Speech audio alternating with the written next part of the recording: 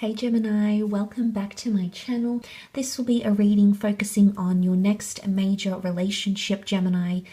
So overall, what this person is coming in with, any time frames, any significant time frames for you around this relationship, and things of that nature. Now, I will be providing an extended version which will sort of look at this relationship in a little bit more detail. Strengths, okay, areas where you'll really prevail in this relationship that will really bind you closely with this person, and also challenges as well. So if you're interested in the more detailed version of this relationship, then it might be best to check out the extended version. Otherwise, I will be laying out a few cards here to sort of see what we can learn about this person and what they're coming up with, the kind of energies. Okay, Gemini, your next major love relationship.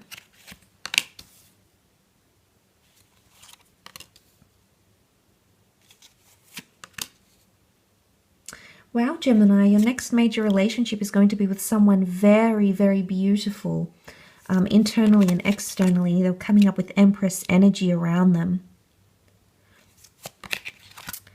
Okay, this is someone who, it's almost like they're floating on air here. The Empress is elevated, and I really like that. I think this is someone coming up with a beautiful aura around them. Okay, so straight away, I think they're coming in with a very powerful energy about them.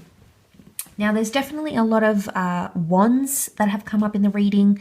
A lot of these golden tones and earthy, orangey, browny tones. So I am leaning more towards someone around a fire sign potentially, or someone that's going to evoke a lot of fire. So someone who's quite passionate, someone who's quite deterministic, ambitious, maybe alpha energy here. But I love that they're coming up with the Empress as the female. Maybe if they're a male here, they're coming up as the King of Wands, which is very, very powerful. I feel like there's marriage potential with this person. You know, you've got the Four of Wands coming up next to them. Now, this could be indicating this person is married, has been married, or is actually going to want marriage with you. And I love that because I feel like it's someone who is going to want some sort of major milestone with you. I feel like you'll be very happy with this person. You'll be very happy in a relationship with this person, Gemini. I feel like you might be, whether or not you're thinking about marriage or settling down or remarriage even, it could be that when this person comes into your life, they're going to evoke these sorts of energies within you. It could definitely be the case here. I mean, the Empress to me, I feel like she rules over Venus. So this relationship or this person you might be meeting in the time of Taurus or Libra. Of course, that's not going to be applicable for all of you. But I do want to say that this person is going to be quite... the relationship is going to be quite fast-paced, and I feel like it's going to be them that drives this relationship. I think they're really going to want to sort of sail into the sunset here with you, and that's very powerful to see, Gemini. I feel like you're going to have very strong influence over them. I do want to say with the Seven of Swords and Five of Pentacles, there's something about deception. And it could be that they could be quite deceiving, or it could be that they were deceived in their past. Okay, they might be carrying that sort of Five of Pentacles, Seven of Swords energy, treading lightly with the Seven of Swords, almost going undetected. There's going to be certain things that you'll be avoiding in this relationship, Gemini. I think this is you with the swords here. I think it's you that's going to be treading lightly over this person. I think the way you're coming up is indicating here you might do things behind their back. You might not be entirely honest with them, or it might be that you're being very careful. Maybe you're being very cautious. But the Seven of Swords is almost like you're going to keep your options open even when this person comes in. I don't know if it's because they're going to come on strong and you'll know that you have a certain power over them. You know that you have a certain influence. I don't know if that's really going to be changing your decision here in a way about them, or the attitude you'll have about them when you come into a love relationship. But I feel like you'll have them eating out of the palm of your hand, and I do feel like there's submission here. Because the Five of Pentacles, not that he gives up, but he's almost like, I feel like this person is going to be pretty helpless, okay, when they're around you. It's almost like you'll have something, you'll have this power, this allure over this person. And it's almost like it's submission, or they'll feel powerless to you. So I think this is a relationship where you will be calling the shots more so.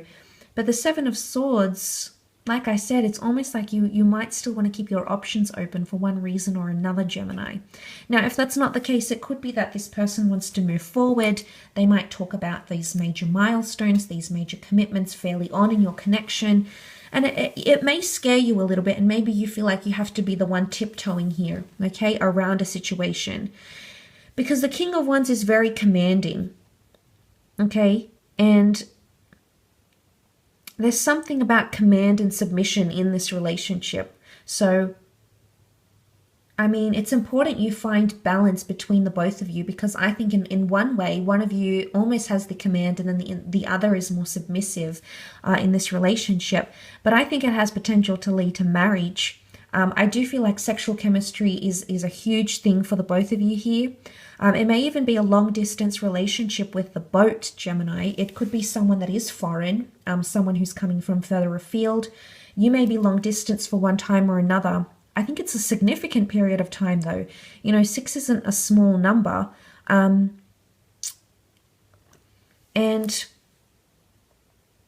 I feel like there is something here about being long distance or being connected somehow. Interesting, you do have the numbers 3, 4, 5, 6, and 7. So I don't know. I mean, these are consecutive numbers which show your journey starts with the number 3 and it goes to the number 7. So the numbers 3 and 7 are significant around this relationship. Maybe in terms of the month you meet, how long you're together, life path numbers, relationship numbers. I mean, that numerology could be significant for you in this next connection. So, I feel like that's very interesting, but I do feel like this relationship can go the distance. But there needs to be, I think equality is a really big thing for you here, and we'll sort of explore the challenges and the strengths in the extended version.